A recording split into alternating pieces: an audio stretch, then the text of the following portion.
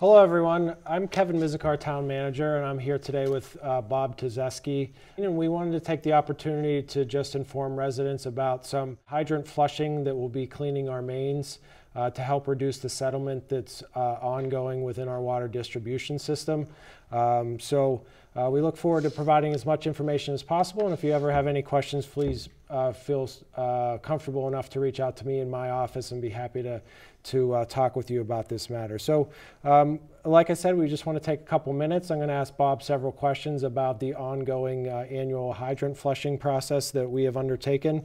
Bob, I wonder if you could just take a couple minutes and talk to us about the new treatment plant and how it's operating and why we put it in. Sure, my pleasure. Thank you, Kevin, for giving me the opportunity to be here today.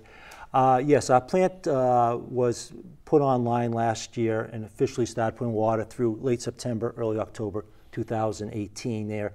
And the main purpose of the plant was for manganese removal, which we've been very successful to doing. We're doing a biological type of treatment for the manganese there. So basically we're at zero going out to the system over there.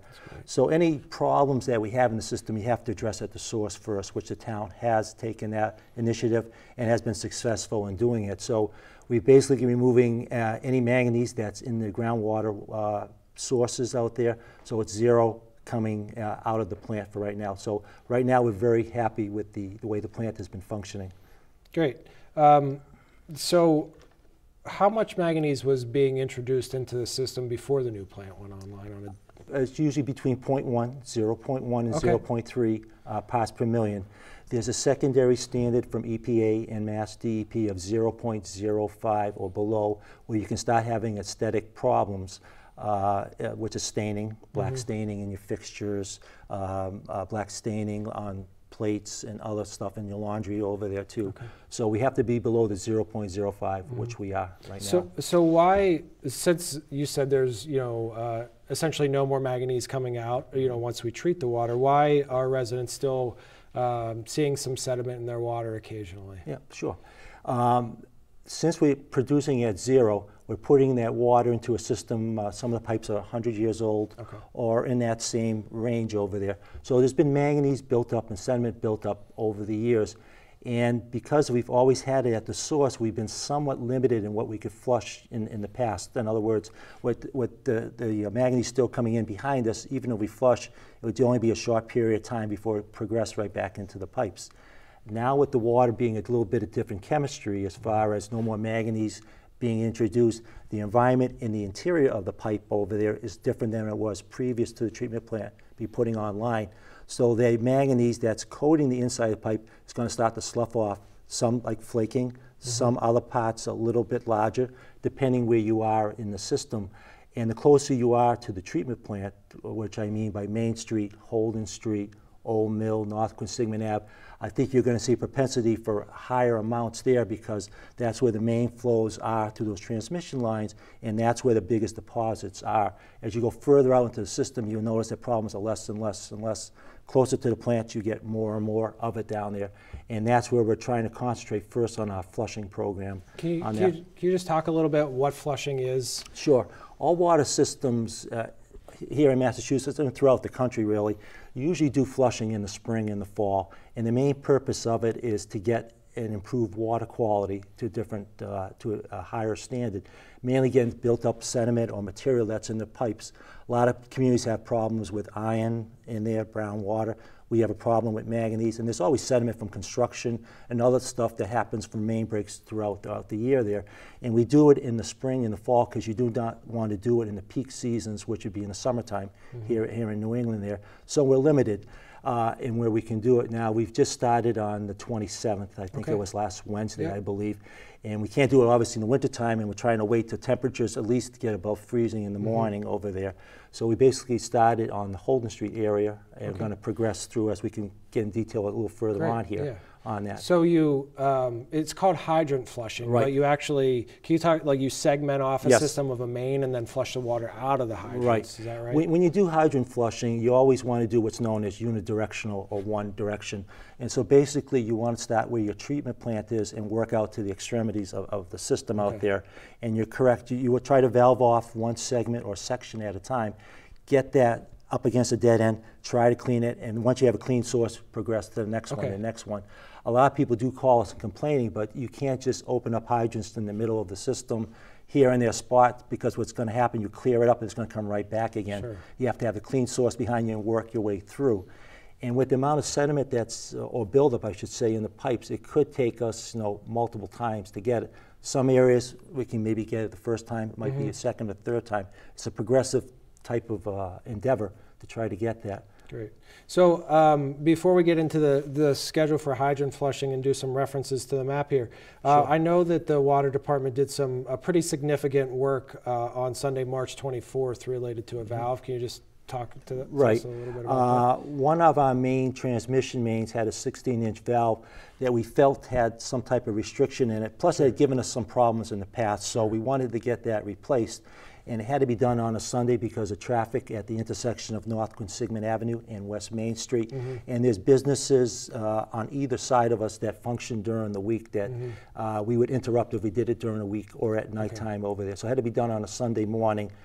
Doing that, we have to shut down the plant, shut down the wells, our booster system, that we're going to have our entire system basically on tank pressure, on tank level running over there. Now, being down for 5 to 6 hours, it draws the tanks down, and try to starting everything up, even though we try to start slowly, it has to make up all that. So extra pumps do come on over time, overnight there, so you can progressively get the tanks filled. But that stirs up any material, obviously, as it progresses on over there. Even though we tried to minimize the impact, some did get through to the higher or the reduced high systems out there. But it did, for the most part, within 24 to 48 hours, get out of the system out there. Okay.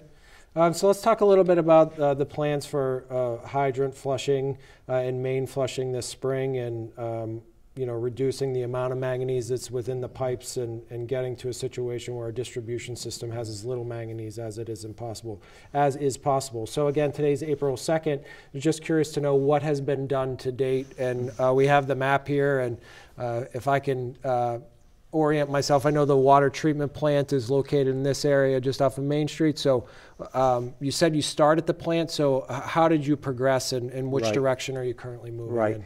Kevin is right that the treatment plant is right near the corner of Holden Street, West Main Street, just a little bit north of that there. So on that work we did on the 24th, on that Sunday the 24th, we had this intersection there. We finished, once we got stuff up and running, we finished Main Street up to the Worcester line. We did Oakland Avenue up to the Worcester line over there, and we did Bowditch Drive. It just swings back around over here. And then we did Main Street all the way down past here, past Old Mill Road, over basically to St. John's ball field, because that's a line between what's known as a high zone and our low zone right here. So we got all that, or finished all that, excuse me, on that Sunday there. Then to let the tanks fill on Monday the 25th, and then on Tuesday the 26th, we started here on Holden Street on Wednesday the 27th. And the reason we start there, that's one of our main transmission lines that gets up to our Gulf Street booster, brings water up to Masonic, and then feeds this whole center of town basically over there. So you have to get the transmission mains first over there. So the last 3 days, actually 4 days almost over there, we just finished up yesterday. We finished up Holden Street, all the way up to Sewell Street up to Gulf Street, and Gulf Street up to 290, which is this upper area right here. And then this whole Greenbrier, Ridge Road, Ivy Path area was finished up yesterday, the lower half. The top half is on a high zone that feeds on from our booster up on this side. So our progress now is to try to get the other transmission mains, mainly Old Mill Road, which we're on this morning. We started 8:30 this morning. So we have to finish up this whole Old Mill Road, basically over here to Harrington Avenue and close to Route 9, and then getting all these neighborhoods, Manor, Millwood, Willard, Caroline, and try to get this whole quadrant cleaned out there.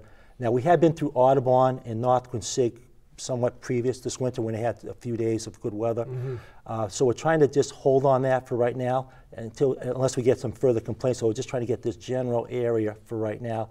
So we want to finish up all this and then get ourselves Old Mill over to the Lexington Minuteman area, trying to get all this squared away. Once we can get that, then we have to get back up on Main Street, what's known as a high zone. We have a booster across the street from St. John's High School. So we're going to get this up to Maple Avenue, up near that intersection, and then come back and get the side streets, Monadnock, Westview, Colton, Surrey, Westwood, and then Gage Lane and Westmont. We get that cleared.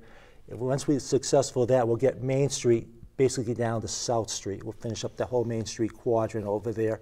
Then deciding, and then get some side streets like Francis Avenue off of that, Gates Road, Bruce Avenue. We'll get that cleaned up. And then I think we'll probably do Boylston Street instead of Grafton Street up, because we've had some issues up there.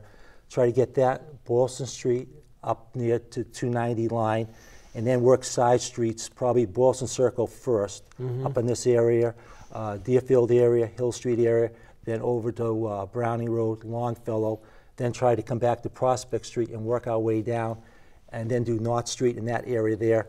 And it's time-wise, too. The problem is we probably get to May 1st or May 15th, depending on weather. That description. It's going to take you to about May 1st. Yeah, it's going to take that.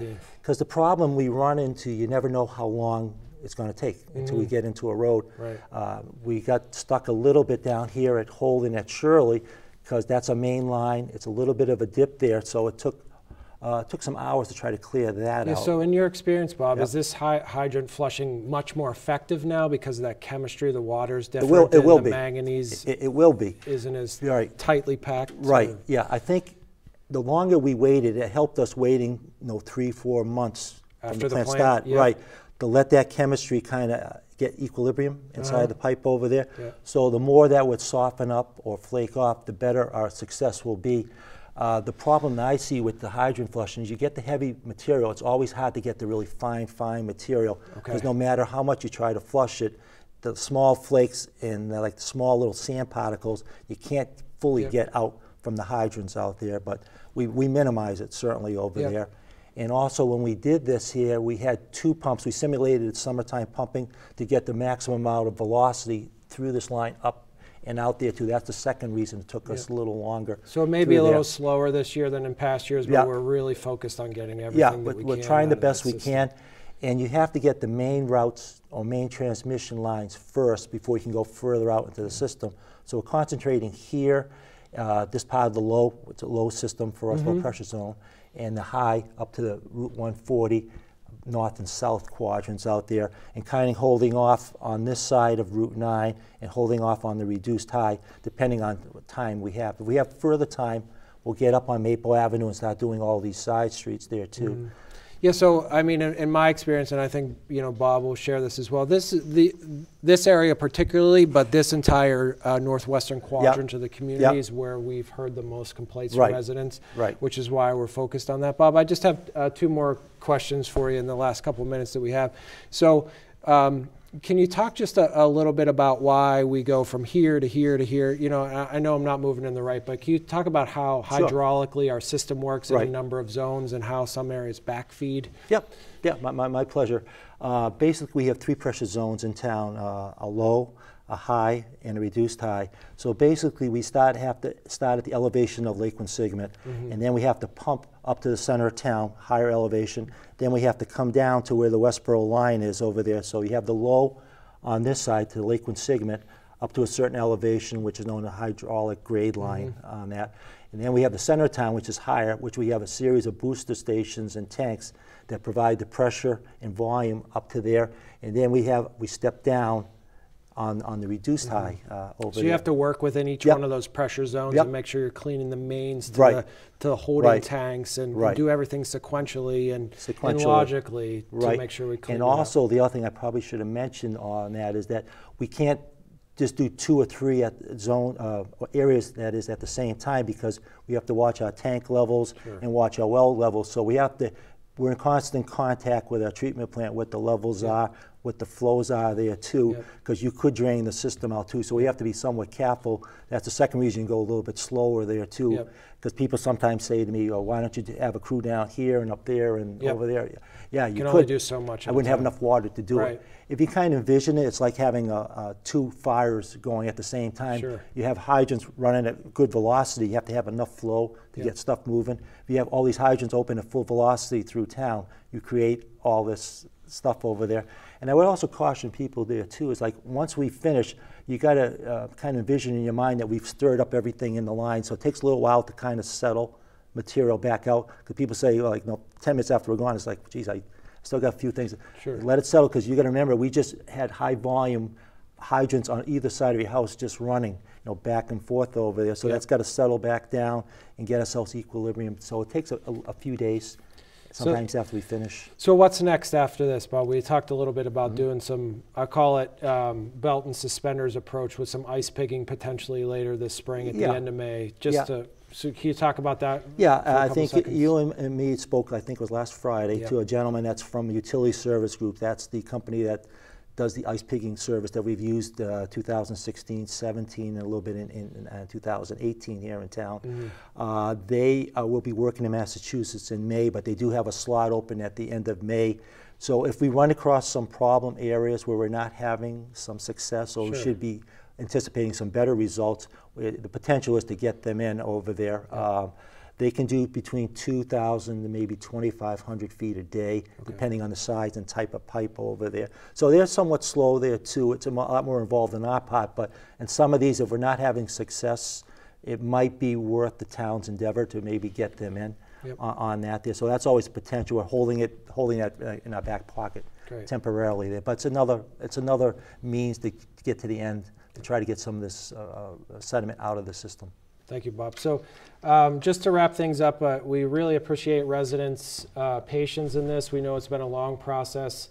Manganese has been building up in our system for decades. We now have installed the new treatment plant. We're no longer introducing manganese into the system, and now we're on this very strategic and dedicated effort to clean the mains out, both through hydrant flushing and potentially some ice pigging, which will scour any remaining manganese that's in the system. We're going to do our best to get it all out this spring, but we may see some lingering problems throughout the summer and into 2020, but our goal is to minimize this. Bob, I have to thank you for your efforts in this work. I know you get frustrated as much as the residents do in hearing the concerns. Just remind residents that after we're done flushing, we've been providing notices through Code Red. At the end of those days, allow the system to settle out and flush from the lowest faucet within your home and allow that to run clear, and that'll prevent any sediment from getting into the rest of your home. So again, I'm Kevin Mizikar, the town manager, here with Bob Tozeski today, Water and Sewer Superintendent, to update you on our hydrant flushing initiative. We thank you for your patience. Have a good day.